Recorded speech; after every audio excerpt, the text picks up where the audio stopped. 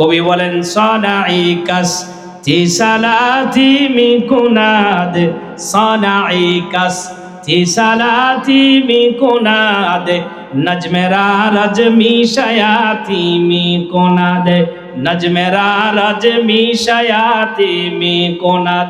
আজ-জমিনো খুশ করু ইয়া নদ গিয়া, আজ-জমিনো খুশ করু ইয়া নদ গিয়া, আসমারা বেসুতু দারাদ নেগা।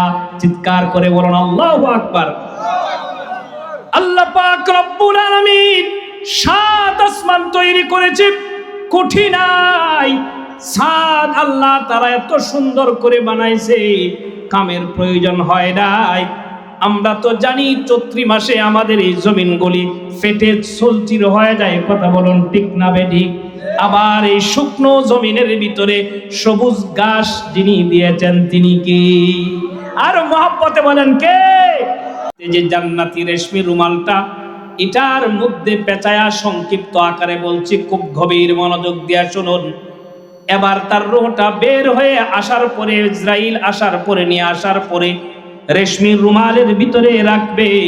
এবার দুনিয়ার জমিন থেকে ঊর্ধ্বগমন শুরু করে দিবে। চিৎকার করে বলুন সুবহানাল্লাহ।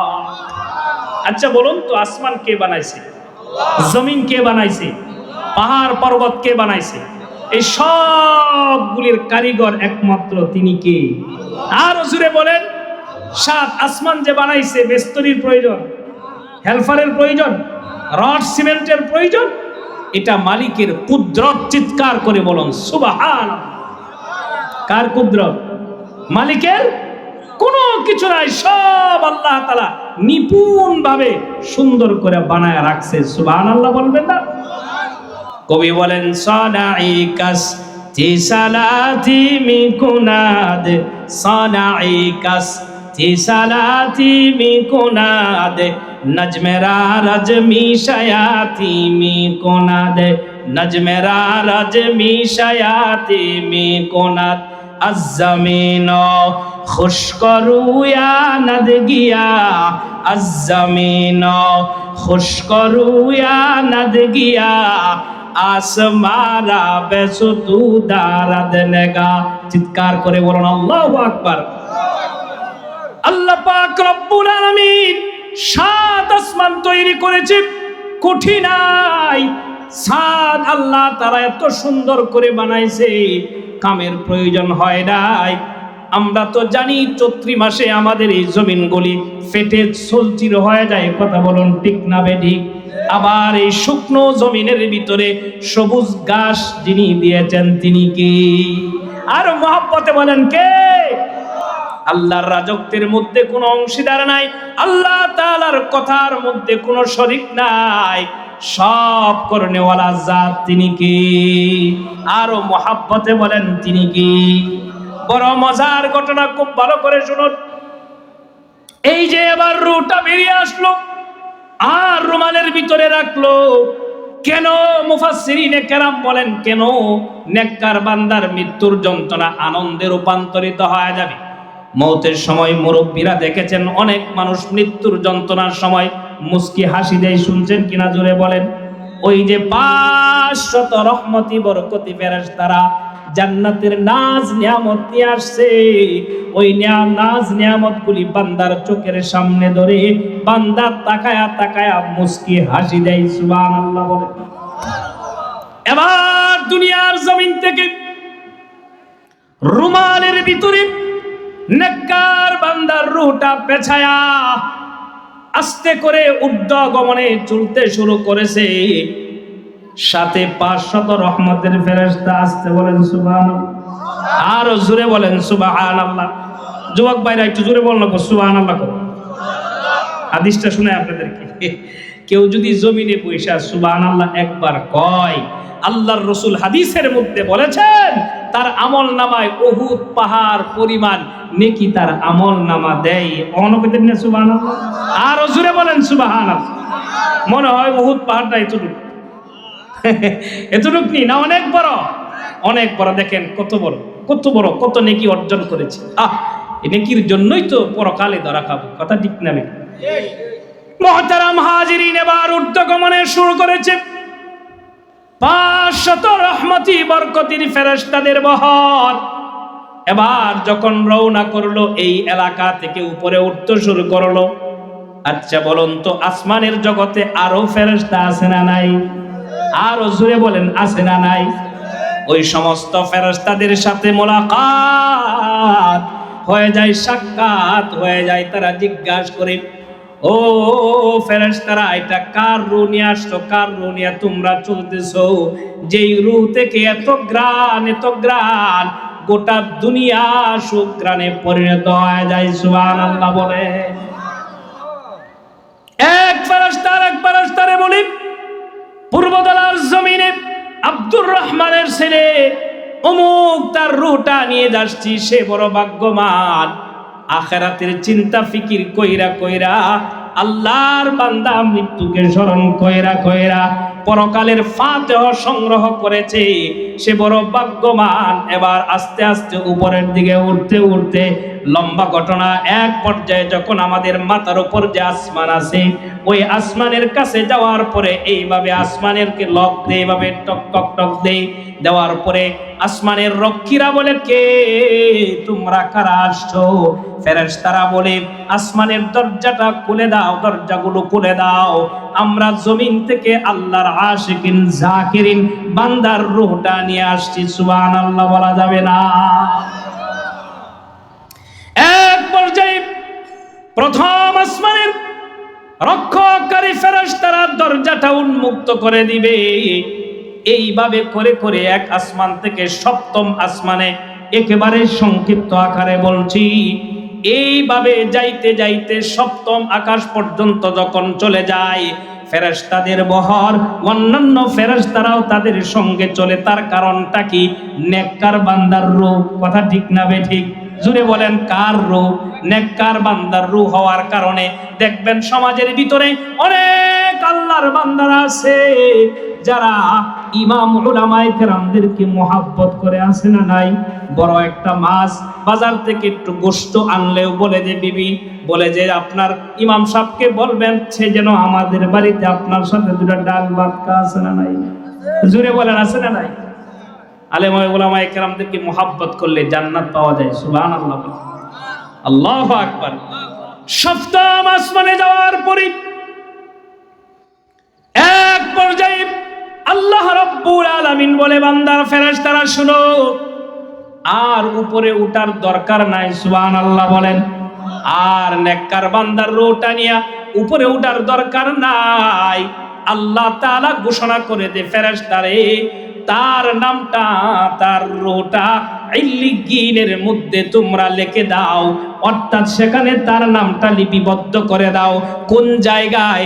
যেই জায়গায় নেককার বান্দাদের আবাসস্থল। চিৎকার করে বলুন সুবহানাল্লাহ। যেই জায়গার ভিতরে নেককার বান্দার রূহগুলি জমা আছে, ওই জায়গায় তার নামটা লিখে নাও। তার নামটা সেখানে আরশে আজিমে লিপিবদ্ধ হয়ে যায়। এবার আল্লাহর বান্দারা, আল্লাহর ফেরেশতারা আবার আসমান থেকে জমিনের দিকে, আবার নিচের দিকে আসতে শুরু করে। খুব ভালো করে বুঝবেন। এবার যখন নিচে একদম চলে আসে, আচ্ছা বলুন তো, এবার মাটির কাছে চলে আসছে, আমাদেরকে আল্লাহ তাআলা কি দিয়া বানাইছে? সবাই একটু মহব্বতে বলেন, কি দিয়া? একেবারে নির্দিষ্ট সময় হুজুর বলছে 12টা বাজতেই তো হবে, শেষ হয়ে গেছে। আল্লাহু আকবার। আমাদেরকে আল্লাহ রাব্বুল আলামিন মাটি দ্বারা বানাইছে। নেককার বান্দার রূহটা ইল্লিগীনে লিখে দেওয়ার পর সমস্ত ফেরেশতারা জমিনে নিয়ে আসে। এবার তাকে কি করা হয়? জমিনে দাফন করা হয়। আল্লাহ পাক রব্বুল আলামিন বলে, বান্দারে আমি তোমাদেরকে মাটি দ্বারা বানাইছি, অহংকার করার কিছু নাই, তাকাব্বুরি করার কিছু নাই, আমিত্ব দেখার কিছু নাই, বংশের গৌরবের কিছু নাই। আমি আল্লাহর সাথে শরীক করার কোনো কিছু নাই। আমি আল্লাহ তোমাদেরকে বড় পদার্থ দিয়া, দামি পদার্থ দিয়া বানাই নাই। আমি আল্লাহ তোমাদেরকে মাটি দিয়া বানাইছি। কথা ঠিক না বেঠিক? আল্লাহ রাব্বুল আলামিন বলেন, মিনহা خلقناكم وفيها نعيدكم ومنها نخرجكم تارة أخرى চিৎকার করে বলুন আল্লাহু আকবার। দুনিয়ার মানুষেরা রে, আমি আল্লাহ পাক রব্বুল আলামিন এই মাটি থেকে বানাইছি, আবার মাটির মধ্যে তোমাদেরকে নিয়ে যাব, আবার কিয়ামতের ময়দানে তোমাদেরকে মাটি থেকে পুনরুত্থান করব। কথা ঠিক না বেটি? মুহতারাম হাজিরিন, এবার যখন কবরের জগতের রূহটা ফিরিয়ে দেওয়া হয়, এবার তাকে প্রশ্ন করবেন কয়জন ফেরেশতা কবরে প্রবেশ করবে? চিৎকার করে বলুন কয়জন? ওমা বুঝেন নাই? দুইজন ফেরেশতা কবরে প্রবেশ করবে। হাদিসের ভিতরে আসছে, তাকে ওই মৃত মানুষটাকে তাকে সুন্দর করে কবর থেকে উঠায় বসাবে। এরপরে যে প্রশ্নগুলো করবে আপনাদের জানা, নেককার বান্দাকে প্রশ্ন করবে মার রব্বুকা, তোমার রব কে? কথা ঠিক না বেঠিক?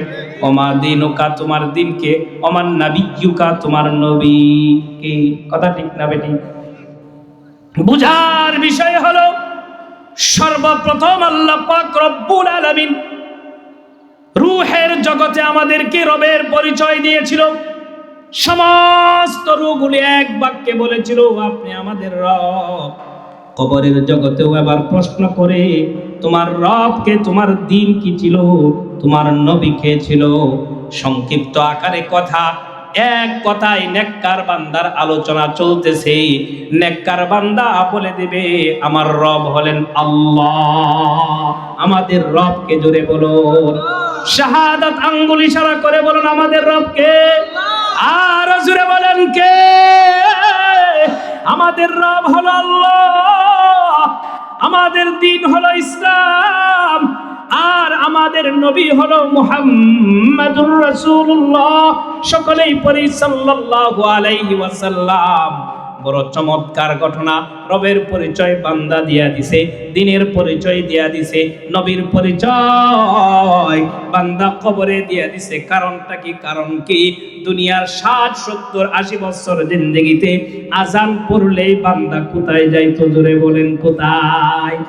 মসজিদে যাইতো, ফজরেও যাইতো, জোহরেও যাইতো, আসরেও যাইতো, মাগরিবেও যাইতো, ফজরেও যাইতো, এশাও যাইতো। এই জন্য রবের সাথে তার একটা সম্পর্ক হয়ে গেছে। নামাজে দাঁড়ায় রবের পরিচয় আছে না নাই? জোরে বলেন আছে না নাই? রুকুতে গিয়া রবের পরিচয় আছে না নাই? সাজদাতে গিয়া রবের পরিচয় আছে না নাই? তাশাহুদে রবের পরিচয় আছে না নাই? আল্লাহর বান্দা এইভাবে রবের সাথে তার একটা সম্পর্ক হয়ে যাওয়ার কারণে কবরের ভয়ঙ্কর জগতের ভিতরে ওই প্রশ্নগুলির উত্তর দেওয়া তার জন্য সহজ কিনা? জোরে বলুন। আল্লাহ রাব্বুল আলামিন অনেক কথাই সেখানে ছিল। ওই যে দুনিয়ার জমিনে যে সমস্ত ফেরেশতারা আমাদেরকে রক্ষণাবেক্ষণ করত, দেখাশোনা করত, এই ফেরেশতারা বলে ও আল্লাহর বান্দা তুমি হয়তো জানো না, রবের পরিচয় অর্জন করার কারণে দুনিয়ার জমিনে আমরা তোমার বন্ধু ছিলাম, আখিরাতেও আমরা তোমার বন্ধু। জোরে বলুন সুবহানাল্লাহ। আল্লাহ রাব্বুল আলামিন বলেন ইন্নাল্লাযীনা قالوا ربنا الله ثم استقاموا تتنزل عليهم الملائكة ألا تخافوا ولا تحزنوا وأبشروا بالجنة التي كنتم توعدون. الله أكبر. نحن أولياؤكم في الحياة الدنيا وفي الآخرة ولكم فيها ما تشتهي أنفسكم ولكم فيها ما تدعون. জোরে বলুন আল্লাহু আকবার। ওই যে ফেরেশতারা বলবে তোমার কোনো ভয় নাই কবরে, তোমার কোনো চিন্তা নাই, আরে আল্লাহর বান্দা, দুনিয়ার জমিনে আমরা নূরের তৈরি ফেরেশতারা তোমার সঙ্গে ছিলাম, কবরেও আছি, তোমার কোনো ভয় নাই। আল্লাহু আকবার বলেন। এইভাবে বইলা বইলা কবরে যখন আল্লাহর বান্দা আল্লাহর পরিচয় দিয়া দিবে, দ্বীনের পরিচয় দিয়া দিবে, নবীর পরিচয় দিয়া দিবে, এমন সময় ওই যে ফেরেশতারা তার সাথে কবরের জগতে আলোচনা করতেছে ফেরেশতারা। এক পর্যায়ে ফেরেশতাদেরকে এখন এই প্রশ্নগুলো যখন করতে থাকবে, এই প্রশ্ন করা অবস্থায় এবার আল্লাহর পক্ষ থেকে আওয়াজ আসবে, ও আল্লাহর বান্দা, কবরের জগতে মুনকার নাকিরের সাথে এতক্ষণ পর্যন্ত যা কথা তোমরা বলেছ সব সত্য। চিৎকার করে বলুন সুবহানাল্লাহ। আসমান থেকে আওয়াজ আসবে, আন সাদাকা আবদি, আমার বান্দা তোমাদের সাথে এতক্ষণ পর্যন্ত এই আলমে বরজখের জগতে যা বলেছে সব সত্য বলেছে। এবার বড় চমৎকার কথা, আবার আওয়াজ আসবে, রে আল্লাহর বান্দা, ফাআফরিশুহু মিনাল জান্নাহ ওয়া আলবিসুহু মিনাল জান্নাহ ওয়াফতাহু লাহু বাবান ইলাল জান্নাহ। চিৎকার করে বলুন সুবহানাল্লাহ। দুনিয়ার জমিন থেকে আল্লাহর বান্দা 900 টাকার কাপড় পয়রা গেছে, হয়তো 3 টুকরা অথবা 5 টুকরা কাপড় নিয়ে গেছে। কবরের জগতে কথাগুলো যখন চলতে থাকবে, রবের পক্ষ থেকে ঘোষণা হয়ে যাবে, এবার আর এই কম দামির কাপড় আমার নেককার বান্দার শরীরে থাকবে না, এগুলি খুলে ফেলো, আমার বান্দা যা বলেছে সব সত্য বলেছে। এবার এইগুলি কম দামের কাপড় কইলা নূরের তৈরি ফেরেশতারা তার কবরে জান্নাতের পোশাক পরায়া দিবে। আসতে বলেন সুবহানাল্লাহ, আরো জোরে বলেন সুবহানাল্লাহ। কবরের জগতে তাকে সুন্দর করে জান্নাতের পোশাক পরায়া দেওয়া হবে, কবরের জগতে জান্নাতের বিছানা বিছায়া দেওয়া হবে। অনেক কথাই ছিল, এরপরে এই কবর থেকে কিয়ামতের আগ পর্যন্ত জান্নাতের দরজাগুলি উন্মুক্ত করে দেওয়া হবে। আসতে বলেন সুবহানাল্লাহ। কিয়ামতের আগ পর্যন্ত নেককার বান্দা শুয়া শুয়া জান্নাতের নাজ নিয়ামতগুলি, রহমতের দরজাগুলি তার জন্য উন্মুক্ত করে দেওয়া হবে। আল্লাহর বান্দা নাজ নিয়ামতগুলি ভোগ করবে। এটা কার মৃত্যু? জুড়ে বলেন। এতক্ষণ পর্যন্ত বলেছি কার মৃত্যুর কথা? নেককার বান্দার কথা। অনেক লম্বা লম্বা হাদিস ছিল, অনেক আয়াতে কারিমা ছিল, সময় সংক্ষিপ্ততার কারণে মুহতারাম হাজিরিন, মোট কথা হলো দুনিয়ার জমিনে তাকার জায়গা নয়। দুনিয়ার রং তামাশা আমার আর আপনার নিয়ে খেলা করার সময় আমাদের নাই। তার কারণ এমন এক ভয়ঙ্কর জগৎ কবরের জগৎ, যেই জগতে যাওয়ার পরে ঈমান আর আমল যদি না থাকে, মৃত্যুর পরে যদি আমাদের ফাতিহা না থাকে, কবরের জগৎ আমাকে সাহায্য করবে। জোরে বলেন। কখনো আমাদেরকে সাহায্য করবে না। এই জন্য আমার আর আপনার দায়িত্ব হলো, কর্তব্য হলো সদা সর্বদাই মৃত্যুকে স্মরণ করা।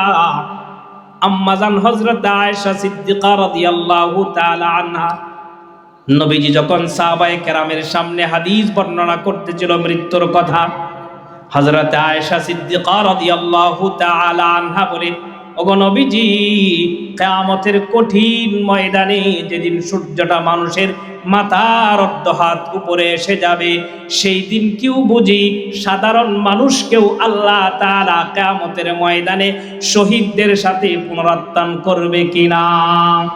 হযরতে আম্মা জান আয়েশা সিদ্দিকা রাদিয়াল্লাহু তাআলা আনহা এই প্রশ্ন করার পর বিশ্ব নবী রাহমাতুল লিল আলামিন, মায়ার নবী বিশ্ব নবী বলে, ও আয়েশা, তুমি বলো কি দুনিয়ার জমিনে যারা দৈনিক 20 বার মৃত্যুকে স্মরণ করবে, জুড়ে বলেন কতবার? আরো আস্তে বলেন কতবার? দৈনিক যারা 20 বার মৃত্যুকে স্মরণ করবে, কিয়ামতের কঠিন ময়দানে আল্লাহ পাক রব্বুল আলামিন ওই সাধারণ মানুষগুলোকে মৃত্যুর কথা স্মরণ করার কারণে আল্লাহ পাক রব্বুল আলামিন তাদের হাসর নসর শহীদদের সাথে করবেন। চিল্লায়া বলুন সুবহানাল্লাহ। এই জন্য আমাদেরকে মনে রাখতে হবে, যেহেতু দুনিয়াটা টাকার জায়গা নয়, রং তামাশার জায়গা নয়, আনন্দ ফুর্তি করার জায়গা নয়, সারা রাত্র সারা দিন জায়গা জায়গা টিভির পর্দা দেখার জায়গা নয়, গান বাজনা শোনার জায়গা নয়। দুনিয়াটা হলো ইবরতের জায়গা, নেকি অর্জন করার জায়গা। বান্দা দুনিয়ার জমিনে নেক অর্জন করবে, আমলে সালেহ করবে, এর বিনিময়ে আল্লাহর বান্দা কবরের জগতে শুয়া শুয়া কিয়ামত পর্যন্ত শান্তি করবে। কথা বলুন ঠিক না বেটি? এই দুনিয়ার সুখ, এই দুনিয়ার সফলতা, এই দুনিয়ার চাকচিক্য, এই দুনিয়ার সৌন্দর্য তো একজন মুমিনের শোভা পায় না, একজন মুত্তাকির শোভা পায় না, একজন 5 ওয়াক্ত নামাজের শোভা পায় না। কারণ এই দুনিয়ার রং তো দুনিয়াতে আল্লাহ তাআলা কাফের বেঈমান ইহুদি নাসারাদেরকে দিয়েছে। কারণ এদের পরকাল বলতে কোনো শব্দ, আরো জোরে বলেন, শব্দ। এই জন্য যেই কথা প্রথমে বলেছিলাম, এই দুনিয়াতে तमाम পৃথিবীর সমস্ত মানুষ হলো মুসাফির। হায়াতে জিন্দেগিতে আল্লাহর বান্দা সফর করলে যদি হায়াত তাকে ফিরে আসবে, দুনিয়া থেকে যদি একবার রোটা চলে যায়, সে আর কোনোদিন ফিরে আসে না। জোরে বলেন, আসবে? জোরে বলেন। আপনি বলেন, গোটা পৃথিবী যারা পরিচালনা করেছে বাদশা সুলাইমান, বড় বড় যারা পৃথিবীটার বাদশা ছিল, এরা দুনিয়াতে আসে না, কবরের জগতে। জোরে বলেন, আর জোরে বলেন, কোন জগতে? এই জন্য কবি সম্রাট বলেন, ইহা হাম সব মুসাফির হ্যায়, ওহি আখির ঠিকানা। यही हम सब मुसाफिर है, वही आखिर ठिकाना। कोई आगे रवाना है, कोई पीछे रवाना, कोई आगे रवाना है, कोई पीछे रवाना। जगह जी लगाने को दुनिया नहीं है, जगह जी लगाने को दुनिया नहीं है। ये इबरत की जा है, ये इबरत की जा है, तमाशा नहीं है। ये इबरत की जा है, तमाशा नहीं है। अरे आक़िल न हो गाफिल, तुझे दुनिया से जाना है। अरे आक़िल न हो गाफिल, तुझे दुनिया से जाना है।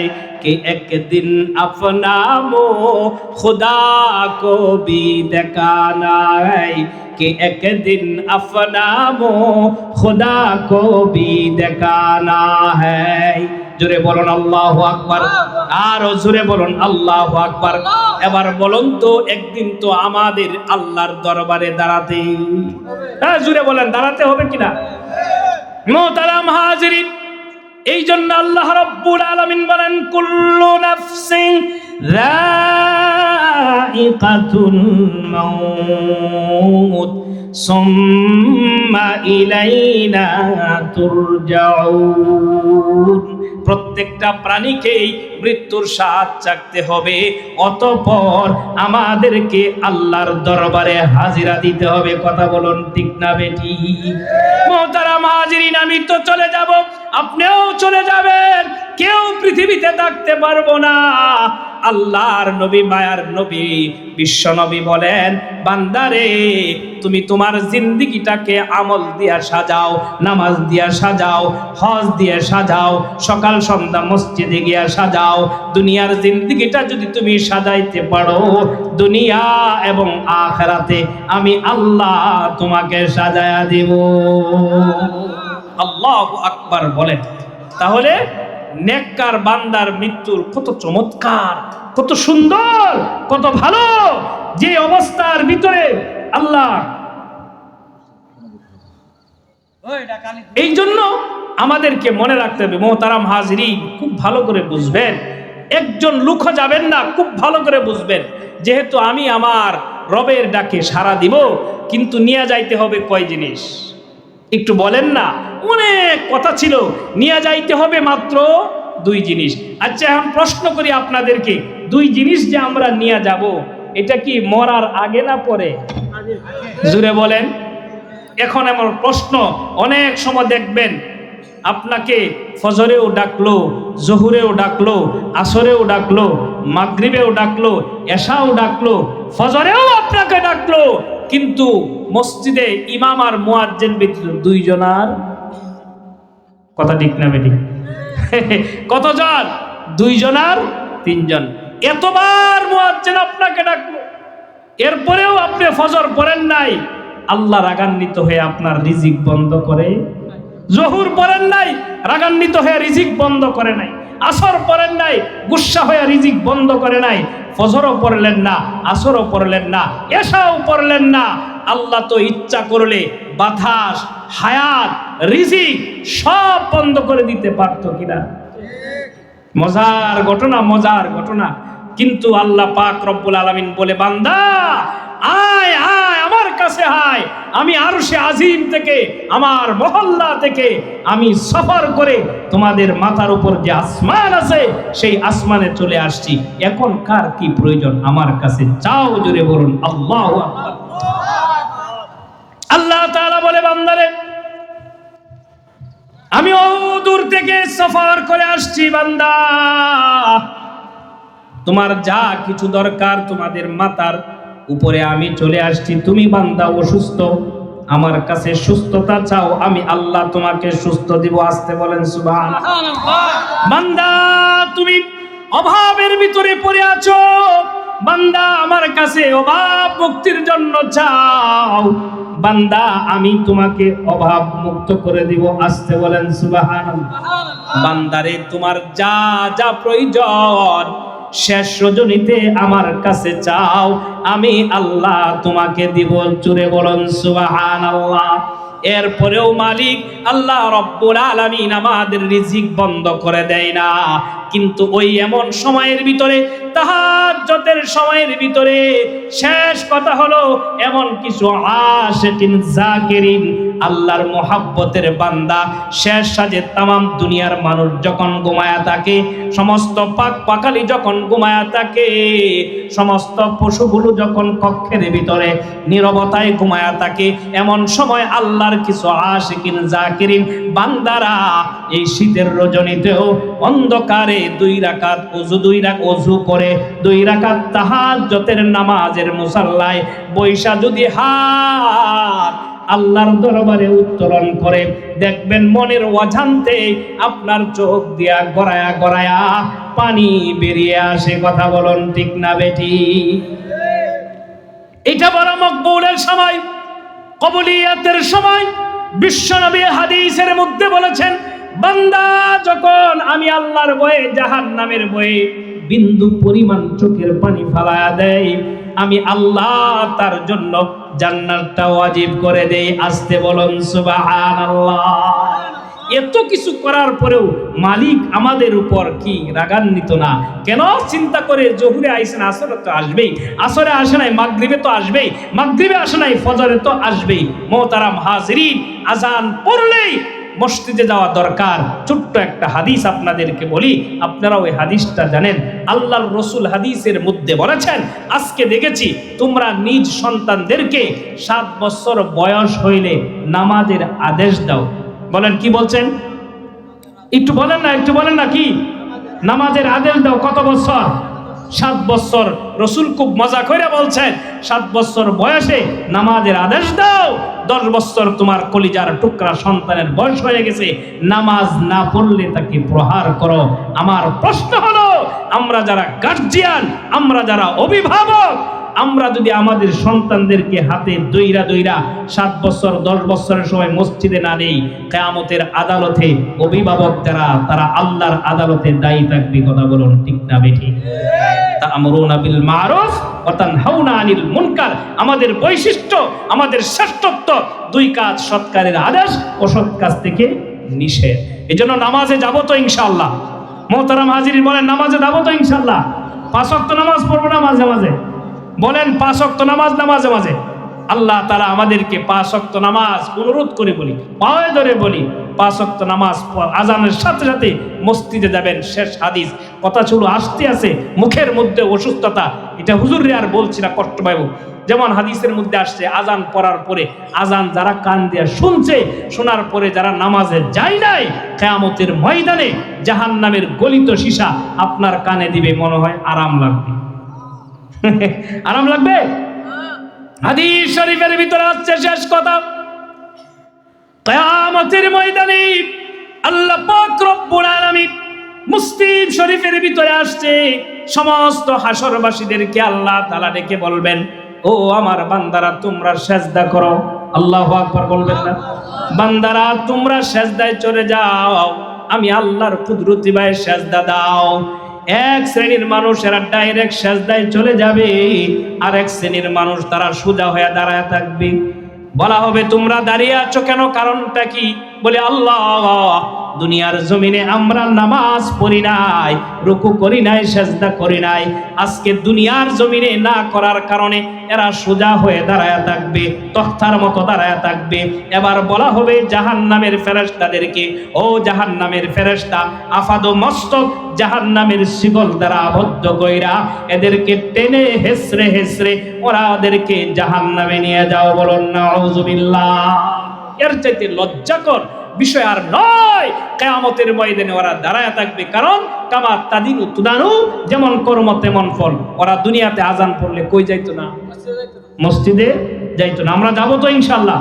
আল্লাহ তাআলা আমাদেরকে 5 ওয়াক্ত নামাজ মসজিদে গিয়ে তাকবীরে উলার সাথে আদায় করার তৌফিক দান করুন। জোরে বলুন আমিন। মুহতারাম হাজিরিন, প্রত্যেকটা বিষয়ের একটা সিস্টেম আছে, পদ্ধতি আছে, নিয়ম আছে, আছে না নাই? একজন লোকে যাবেন না, হুজুর দোয়া করে দিবে, এর আগে একটু সময় আমি কথা বলবো। এই জন্য বরকতান। আচ্ছা বলুন তো, মাল দৌলত কে দিয়েছেন? সন্তান সন্ততি কে দিয়েছেন? এই যে আয়োজন করা হয়েছে, কেউ যাবেন না, এই আয়োজনের পিছনে টাকা খরচ হয়েছে না? জোরে বলেন, হয়েছে কিনা? এই দেখেন কোরআন শরীফের মধ্যে আল্লাহ তাআলা বলছেন, যতক্ষণ পর্যন্ত তোমরা তোমাদের প্রিয় জিনিস, মোহাব্বতের জিনিস, ভালোবাসার জিনিস, যতক্ষণ পর্যন্ত তোমরা আমি আল্লাহর রাহে না দিবে, ততক্ষণ পর্যন্ত তোমরা কখনো পরিপূর্ণ ঈমানদার হতে পারবে। তাহলে আমরা মোহাব্বত করি, মালের কম না বেশি?